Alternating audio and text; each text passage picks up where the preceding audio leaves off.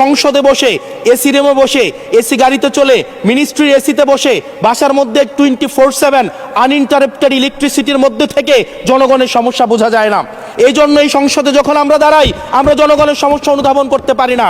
আমরা এই সংসদে বসে যদি আমরা লোডশেডিংয়ে আমরা খুঁজি, এই সংসদে বসে লোডশেডিং পাওয়া যাবে না, এই সংসদে বসে জনগণের সমস্যা পাওয়া যাবে না, এই সংসদে বসে সব কিছুকেই মাননীয় স্পিকার আমরা যে এই বাংলাদেশের সবচেয়ে সুবিধাভোগী মানুষের মধ্যে এই সংসদে যারা বসে আছি বাংলাদেশের সবচেয়ে ফেসিলিটেড মানুষের মধ্যে আমরা অন্যতম। মাননীয় স্পিকার আমাদের জনগণের কাছে যেতে হবে, জনগণের আশাগুলোকে, সময়গুলোকে, স্বপ্নগুলোকে আমরা রাজনৈতিক ভাষার মধ্য দিয়ে, কর্মসূচির মধ্য দিয়ে সেগুলোকে বাস্তবায়নের। বলছিল না যে সংসদে গেলে সংসদের সদস্যদের ঘুম হারাম করে দিবে। সো এখন এই ভিডিওগুলো আর হচ্ছে তার প্রতিনিয়ত কাজগুলা সেটাই মনে হচ্ছে যে আসলে ওই যে সংসদের এসি রুমে বসে আর হচ্ছে যে ঘুমে হচ্ছে সংসদ টেবিল থাপড়ানো সেই দিন হচ্ছে যে শেষ, এটা বোঝা যাইতেছে।